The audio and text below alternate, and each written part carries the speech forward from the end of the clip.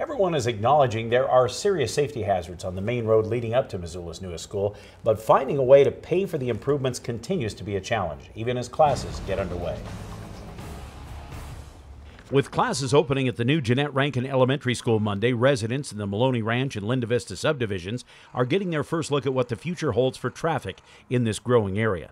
And while everyone seems to be coping with the additional cars, the school's opening draws attention to a safety choke point on Lower Miller Creek Road. For more than a mile, this street hasn't changed from when it was just a county road.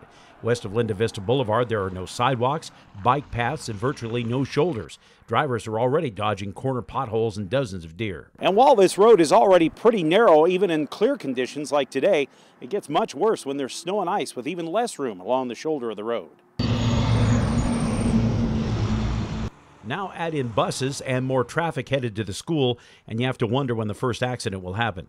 Missoula officials say the MCPS traffic study showed the road getting busier with the school. There were suggestions made at community meetings, but the city says the school's bond didn't have the money for offsite improvements. It basically said that there's enough other ways to get to this school, other trails and pathways and other sidewalks, that school children will be essentially safe to access the school. The city and MCPS talked of building a temporary path, but there was never agreement on who would pay for it. Slovarp says the city has had improvement plans for several years, including the idea of having mini roundabouts in a couple of spots. Again, there's never been money. We definitely want to move those improvements up and work more diligently on trying to figure out the funds for the construction, the design and then construction of the roadway. Slovarp tells us the city's impact committee recently accepted a recommendation to spend $100,000 for basic design. That still needs city council approval. Even then, the city says there's no money for the project.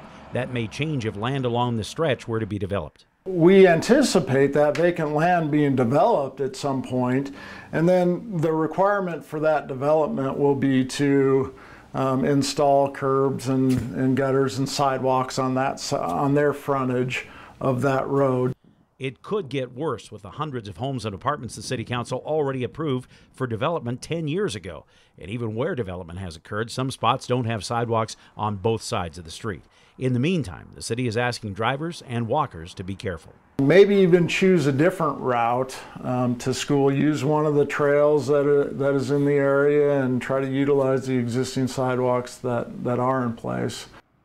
Now, MCPS is offering parents with students within walking distance of the new school a special shuttle to keep kids off the road, and they say they'll keep offering that alternative until the road is fixed.